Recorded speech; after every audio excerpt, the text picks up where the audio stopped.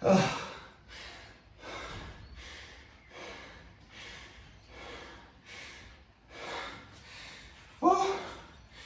goodness.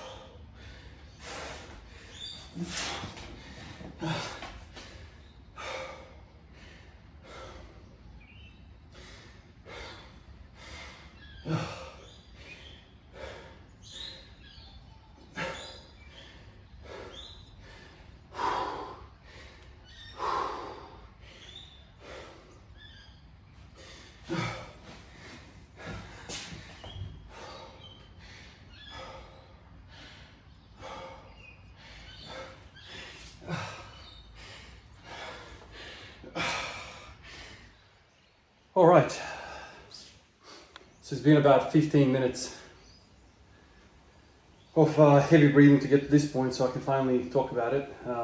13. I got 13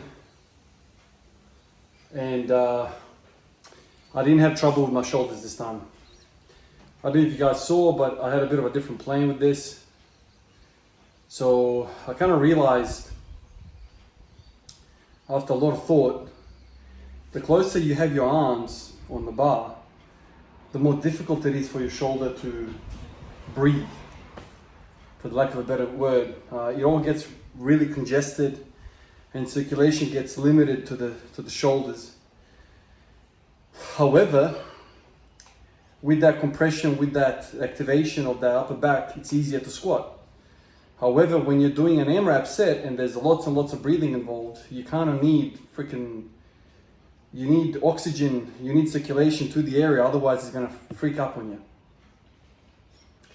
So throughout the set, I think there was one moment where I extended my arms, where I kind of widened the grip. My shoulders started to warm up a little bit. I felt the same position like through here. And I thought, you know what, let me just take it out a little bit. And I did, and it felt a little bit better. I think that was around rep 8 or something like that I did that. Man, it's so much phlegm. It's incredible, that deep breathing, how much shit it brings up. So I was able to get 10 neat reps, as you saw. And then I was in a world of hurt, obviously.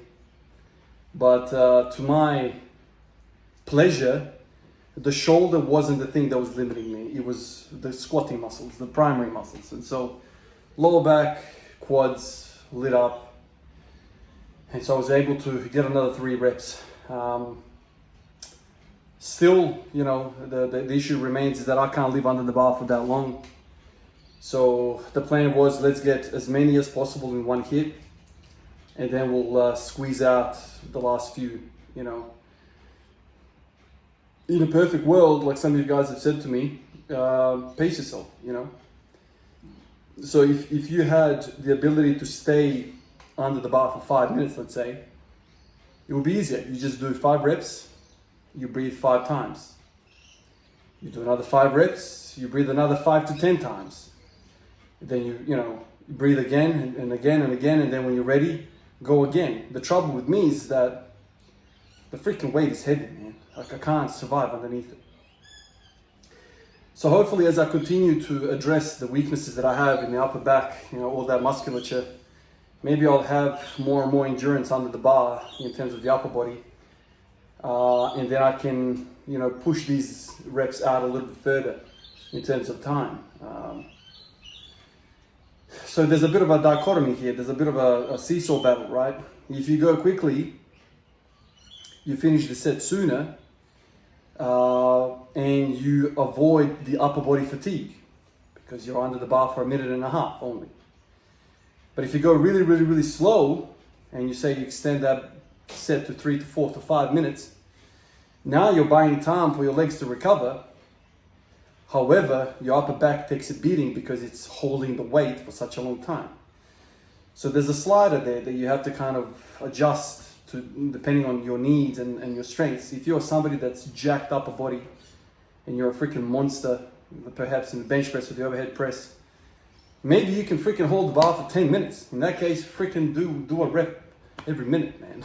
You know what I mean? Like, you can probably put up really good numbers. But maybe your legs will start to quiver and fatigue sooner. So this is what I like about the MRAP training block that I'm in right now, is that it's forcing me to really work on my upper body. And you know me, man, like if it makes sense in terms of squats, I'll do it. You know, that's my primary goal. And so right now I've kind of realized, shit, your upper back is weak as piss. I'm gonna hammer it. I'm gonna hammer it. In fact, after this video is done, I'm gonna jump up and do some pull-ups. Previously, I would never do anything after a set like this. I'm dead. I am dead. But I'm like, this is this direct benefit. This is not fluff. This is what I need to survive. So that's what I'll do. I'll catch my breath. I'll laze around a little bit. I'm gonna try and get some gummy bears into me. I'm freaking hypoglycemic right now, and I'm kind of like dizzy, and I feel like my vision doesn't have a lot of color in it right now. So I'm definitely hypoglycemic. I woke up this morning and I started getting anxious about today's set. I've got a day off work and whatever, so it's optimal conditions. It's kind of cool. What is it? 17, 18 degrees, something like that. I know, cool in Australian terms. Had a little bit of watermelon. When I'm anxious, when I'm feeling like this, I can't eat. There's no appetite. So I had like a quarter of a watermelon can out here. Did the set and I'm like clearly in a deficit in terms of energy. So I need calories, but because of the quad pump, like I've said in previous times, every time I get a quad pump, I feel nauseated. So what the hell are we doing, man? Like I can't eat before, I can't eat after. What are we doing? So this is where I'm gonna try and get some gummy bears down just so I can freaking restore my glucose. So then maybe I can do a 1 or 2 or 3, if I'm lucky, sets of pull-ups. But yeah, one set has me gassed for like 30 minutes. It's incredible. But I've done a PR. I think it's been like 2 or 3 weeks, probably 3 weeks since the last time. What's responsible for this? Well, I think, I did some good with all the freaking rolling that I did in the pull-ups. My upper body felt tighter. Like, this is the thing. Like when you put something on the map with rows and pull-ups like this, you kind of, like there's size to it. Not that I've grown bigger, but I feel like I'm locked into my lats, and maybe that had something to do with it. I had more rigidity in my back rack, so I'm squatting. But it's a huge improvement. Like, some of you guys have said, I've theoretically put 6 kilos on my 1 rep max by going up another freaking rep on the thing. So it's huge improvement. I'm definitely not, underestimating how significant this is. Every rep I get, this is big time, man. Big time. Very, very impressive. And the fact that today I was able to get 10 reps straight, that in itself is very impressive, because I remember a few weeks ago, 10 was my maximum repetition in an AMRAP. So I would do 3, then 3, then 2, and then 1 and 1, to get to 10. Now I did 10 neat. So it's very, very, very good for me to think about this. It's not just that I got 13, but how I got 13, I fucking sprinted up to 10. And then I was in a world of hurt, obviously, but I was able to, push on. So, very good day today. Very good day, I'm very happy. But I'm exhausted, man. Freaking exhausted. One freaking set. Anyway, I'll have to go in the house now and get something to put in my mouth, some freaking sugar. I'm feeling shit ass. Alright guys, like always, I appreciate you. Thank you for all of your thoughts. It's definitely, if not giving me ideas, you've definitely motivated me to push on. So thank you for that. Appreciate you guys. Peace out.